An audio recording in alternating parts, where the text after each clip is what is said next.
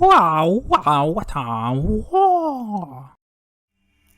morning, everybody. It's Vapix here from Subjugated Gaming, bringing you some Horus Heresy Legions reveals for the new faction coming to the game, Blood Angels.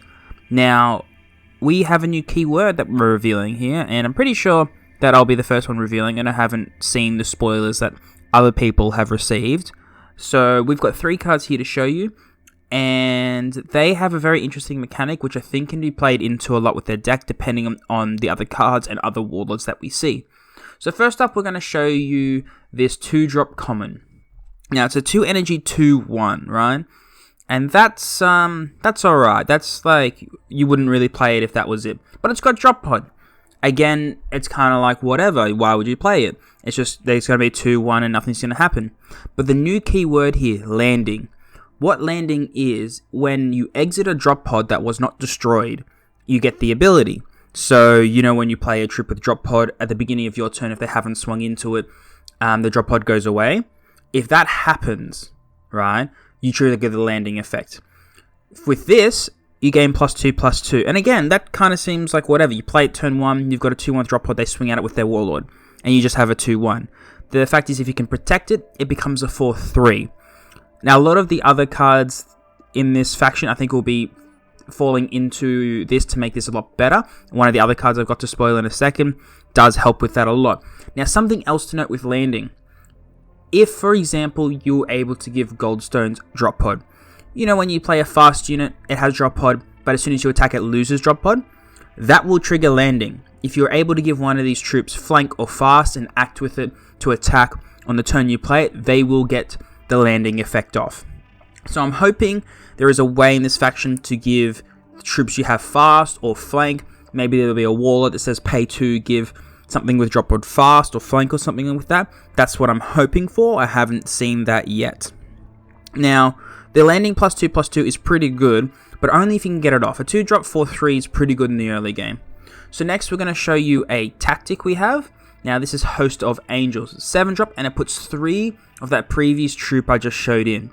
So pretty standard card. I don't know how much this will be played. It depends, I think, on a lot of the other cards that are spoiled and the warlords.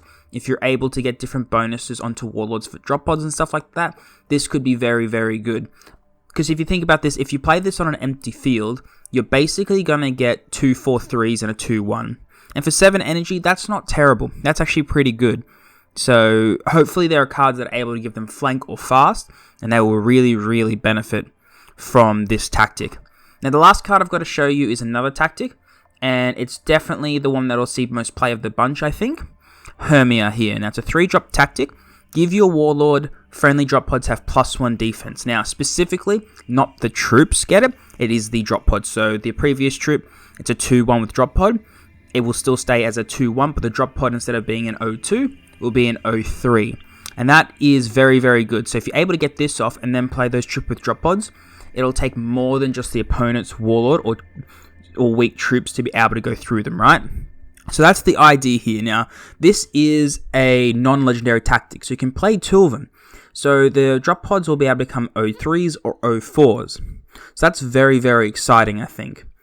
Being able to get these tactics off and play those other troops will be very good. Now, I don't know how well it'll combo with the 2-drop, as it will be kind of like you want to play this turn 1 and the other thing turn 2, so I don't know how it feels. But if you're able to get Hermia off and then play Host of Angels, you will have drop pods being 0/3 and potentially can get 3 4/3s out if they have an empty field, which will feel really, really good as a 7-drop.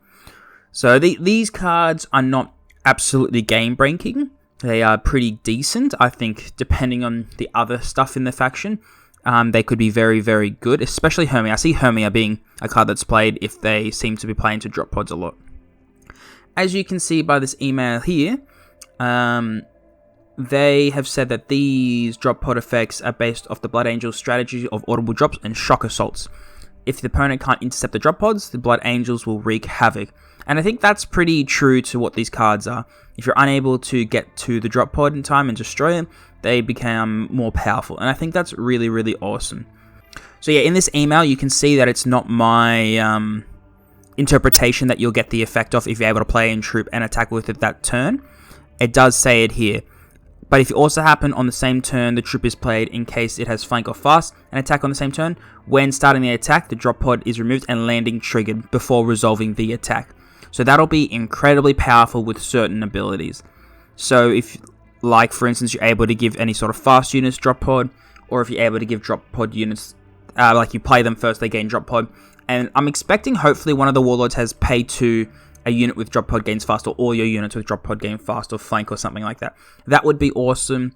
Or maybe a legendary card that says adjacent troops that have drop pod have flank, or something like that. You know, that would be really, really powerful for these guys, and I think it could give them a lot of utility with their landing effects. If you're able to get it off without the other person being able to interact with it, it will be very, very, very strong. So they're the cards I've been allowed to spoil for you guys, and I'm quite excited for the Blood Angels. I think they'll be very interesting effects, and I hope that I'll get spoilers in the future as well. So thank you guys very much for watching. I really hope that these spoilers give you an idea of what the Blood Angels are going to be like. Make sure you subscribe down below to keep up to date. I will be getting more videos out all the time, and hopefully in the future I'll get more spoilers. So if you're interested in seeing those as soon as they come up, make sure you subscribe and hit that bell so you can stay up to date. Otherwise, have a good afternoon, and we'll see you later. Bye. Wow, wow, wow, wow.